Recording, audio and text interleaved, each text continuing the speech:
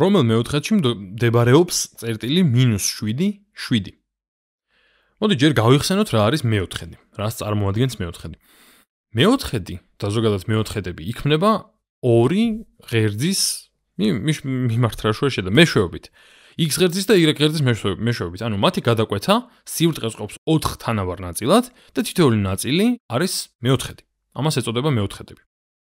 ახლა პირველ მეოთხედში, როგორც ვიცით, ანუ ეს არის X და Y და პირველი მეოთხედი დაერქვა სწორედ აი ამ მეოთხედს. პირველ მეოთხედში ვიცით რა? ან მოდი ჯერ ეგრე არ გვინდა, მოდი გავყვეთ უბრალოდ. სათისისრის საწინააღმდეგოდ თუ წავალთ, მივიღებთ მეორე მეოთხედს, ანუ უпростоრად ეს იქნება მეორე მეოთხედი, ამას დავარქვით მეორე მეოთხედი. ეს არის მეორე მეოთხედი. შემდეგ, მოდი ცოტა შუაში დავწერ. მეორე მეოთხედი.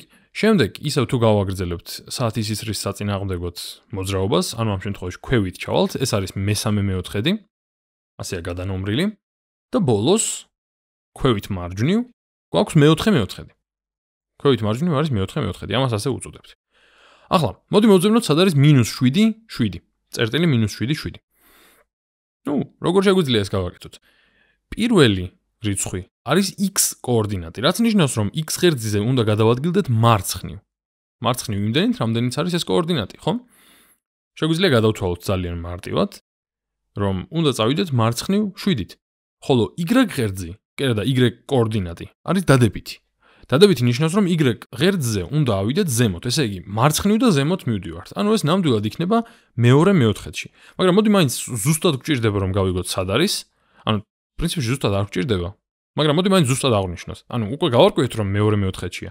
მოდი გადავთვალოთ. გადავიდეთ 7-ით მარცხნივ, ეს იქნება 7, 1, 2, 3, 4, 5, 6 და 7. ხო, 7-ით მარცხნივ და შემდეგ ავიდეთ 7-ით ზემოთ.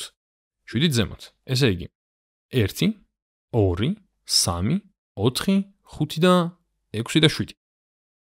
ესეც 7-ით ზემოთ. ესე იგი მივიღეთ, რომ წერტილი -7, 7 მდებარეობს აი აქ, მეორე მეოთხედში.